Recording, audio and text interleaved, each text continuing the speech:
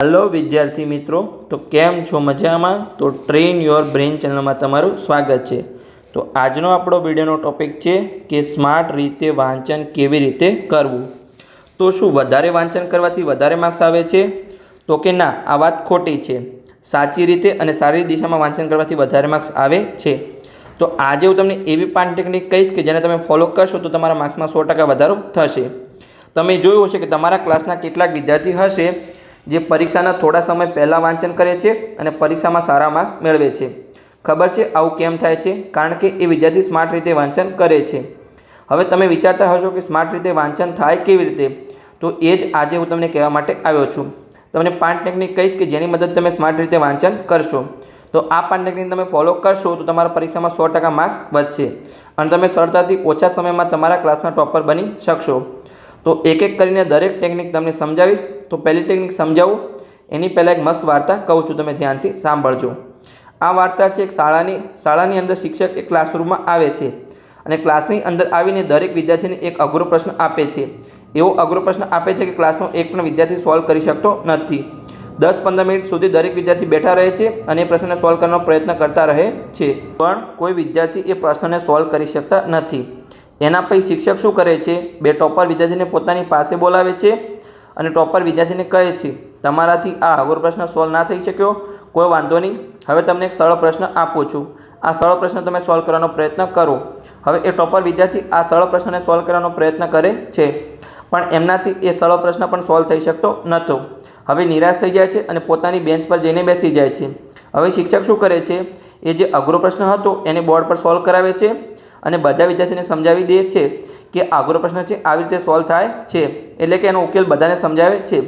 હવે શિક્ષક શું કરે છે? ક્લાસના બે મધ્યમ વિદ્યાર્થીને બોલાવે છે અને જે એ સરળ પ્રશ્ન હતો જે ટોપર વિદ્યાર્થી સોલ્વ નહોતા કરી શક્યા એમને એ સોલ્વ કરવા માટે આપે છે, પણ એ મધ્યમ વિદ્યાર્થી આ સરળ પ્રશ્નને સોલ્વ કરી દે છે જ્યારે ટોપર વિદ્યાર્થી સોલ્વ કરી શક્યા નહોતા। એટલે ક્લાસના બધા વિદ્યાર્થીઓ ચોંકી જાય છે કે યાર આ કેવી રીતે શક્ય છે? क्लासना टॉपर विद्यार्थी सॉल्व ना करी शके अने मध्यम विद्यार्थी आ प्रश्न सॉल्व करी दीधो। तो तमे पण विचारता हशो ने कि आ केवी रीते शक्य बन्युं छे? तो खबर छे आ केवी रीते शक्य बन्युं छे? कारण के ज्यारे ए बे टॉपर विद्यार्थीने बोलाव्या हता त्यारे पहेलाथी एमना मगज पर दबाण हतुं। कई वस्तुनुं दबाण हतुं के एक प्रश्न ए सॉल्व करी शक्या नहोता। जे अघरो प्रश्न हतो एमने 10-15 मिनिट आपी छतां पण ए सॉल्व करी शक्या नहोता अने एमने बीजो प्रश्न आपी दीधो, એટલે પહેલા એમના મગજ પર દબાણ હતું, એટલે કે સરળ પ્રશ્ન સોલ્વ કરી શક્યા નહીં। પણ જ્યારે મધ્ય વિદ્યાર્થીને બોલાવવામાં આવ્યા ત્યારે શિક્ષકે જે આગળનો અઘરો પ્રશ્ન હતો એ સોલ્વ કરીને સમજાવી દીધો હતો, જેથી એમના મગજ પરનું દબાણ ખતમ થઈ ગયું હતું, એટલે એમને પહેલા પ્રશ્નનો ઉકેલ મળી ગયો હતો। હવે જ્યારે એમને બીજો પ્રશ્ન આપવામાં આવ્યો ત્યારે એને સરળતાથી એ પ્રશ્નને સોલ્વ કરી દીધો। હવે તમે વિચારી રહ્યા હશો કે આ વાર્તા અમને કેમ કહી રહ્યા છો, કે આ વાર્તા બહુ મહત્વની છે। આ જ છે આપણી ટેકનિક નંબર 1। તો ટેકનિક નંબર 1 શું છે એ હવે આપણે સમજીએ। तो आपणी टेक्निक नंबर 1 है तमारे वधारे विचारवानुं टाळवानुं छे। तो केवी रीते? तो हवे तमारी साथे थाय छे शुं, तमे वांचता तो हशो पण परीक्षामां जईने दरेक वस्तु तमे भूली जाओ छो, तमने याद आवतुं नथी। खबर छे आवुं केम थाय छे?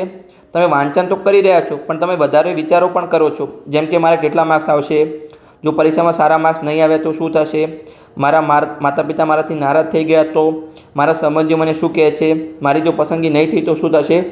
આવી રીતે તમે રોજ શું કરી રહ્યા છો? વધારે વિચારી રહ્યા છો, મગજને ભરી રહ્યા છો આવા વિચારોથી, અને પછી તમે વાંચવા બેસો છો। તમારું મગજ તો બહુ નાનું છે, આવા વિચારોથી તમે ભરી દીધું। હવે તમે વાંચન કરશો, તમે 10 કલાક વાંચો, 12 કલાક વાંચો કે 24 કલાક વાંચો, તમારા મગજમાં કંઈ જશે? તો કે ના, કંઈ પણ જશે નહીં, કેમ કે પહેલાંથી તમે વધારે વિચાર કરીને મગજને ભરી દીધું છે। તો આ સૌથી મોટી સમસ્યા છે ઓવર થિંકિંગ। 90% વિદ્યાર્થીઓ આ સમસ્યાને લીધે વાંચન કરી શકતા નથી। तो जो तमे पण वधारे विचार करी रह्या हो तो तमारे शुं करवानुं छे? हवे वधारे विचारो बंद करी देवानुं छे, केम के जो तमे वधारे विचारो बंद करी दीधुं तो तमारे 12 कलाक वांचवानी जरूर पड़शे नहीं। तमे ओछुं वांचन करीने पण परीक्षामां सारा मार्क्स मेळवी शकशो। हवे जे विद्यार्थी छेल्ले वांचन करे छे छतां पण सारा मार्क्स लावे छे कारण के ए विद्यार्थी वधारे विचार करता नथी। ए एवुं नथी विचारता के काले शुं थशे, परम दिवसे शुं थशे। ए एवुं विचारे छे के जेटलो पण समय छे एमां वांची लऊं अने पोतानो 100% आपो, जेनाथी मारी परीक्षामां सारा मार्क्स आवे। तो आ हती आपणी टेक्निक नंबर 1 जे हती के वधारे विचारवानुं टाळवानुं छे। हवे आपणे बीजी टेक्निक तरफ आगळ वधीए जेनुं नाम छे सिंह अने वाघ जेवी एकाग्रता। तो एमां शुं छे? आ बहु महत्वनी टेक्निक छे। सिंह अने वाघ होय छे ए शुं करे छे? ए रोज शिकार करता नथी, ए कोईक वार ज शिकार करे छे, जेम के अठवाडियामां 1 वार अथवा महीनामां 1 થી 2 वार शिकार करे छे। પણ એ જ્યારે શિકાર કરવા જાય છે ત્યારે પોતાની પૂરેપૂરી ઉર્જા લગાવી દે છે, એટલે કે પોતાનું 100% આપે છે એ શિકાર પાછળ. તો તમારે પણ હવે સિંહ અને વાઘ બનવાનું છે. હવે જો તમે 10 થી 12 કલાક વાંચી રહ્યા હોય તો કોઈ ફરક પડતો નથી, પણ તમે જેટલા પણ કલાક વાંચો છો એમાં તમારે પોતાનું 100% આપવાનું છે. તમે કેટલી વાર એવું જોયું છે કે તમે વાંચન તો કરી રહ્યા છો, પણ તમારા હાથમાં વાંચતા વાંચતા તમારા હાથમાં મોબાઈલ આવી જાય છે? થાય છે ને આવું?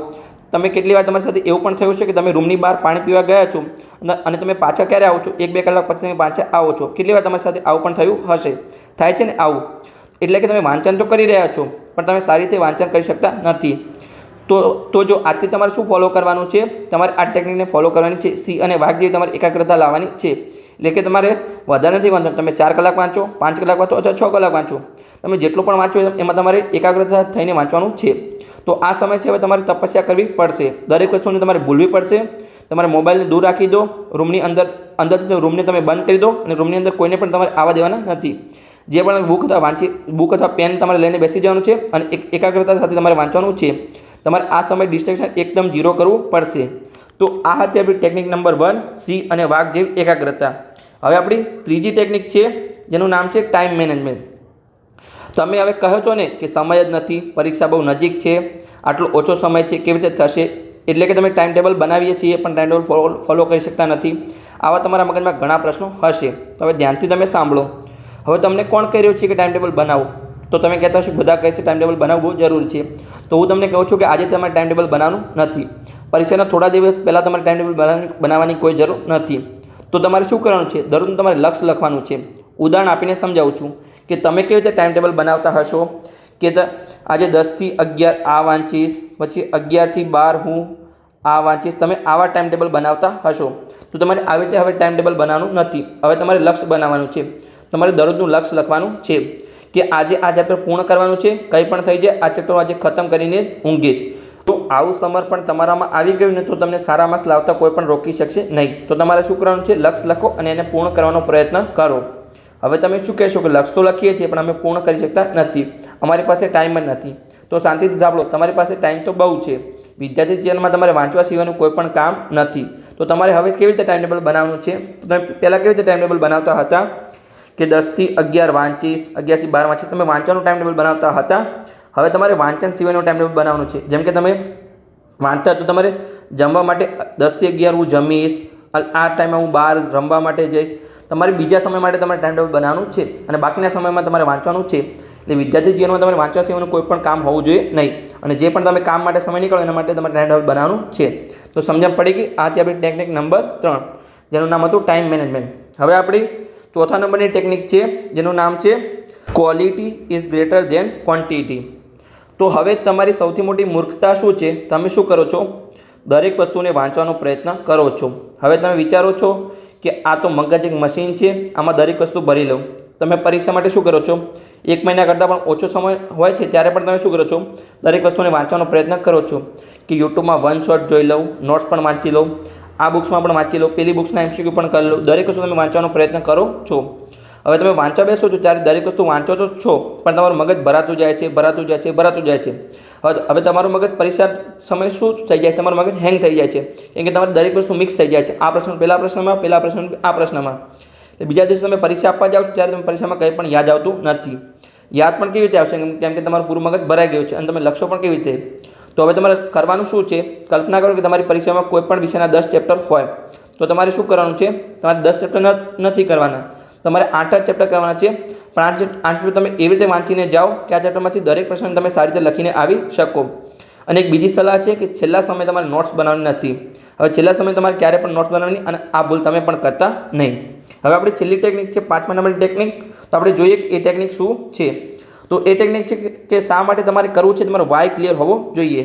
તમારે કેમ 95% લાવવા છે, તમારે કેમ ડૉક્ટર બનવું છે, તમારે કેમ કોઈ પણ સ્પર્ધાત્મક પરીક્ષા પાસ કરવી છે, એ તમારો વાય ક્લિયર હોવો જોઈએ. તમને એક ઉદાહરણથી સમજાવું છું. જેમ કે એક બિલ્ડિંગ છે B1 અને એક બિલ્ડિંગ છે B2. હવે ધારો કે B2 બિલ્ડિંગમાં આગ લાગી છે.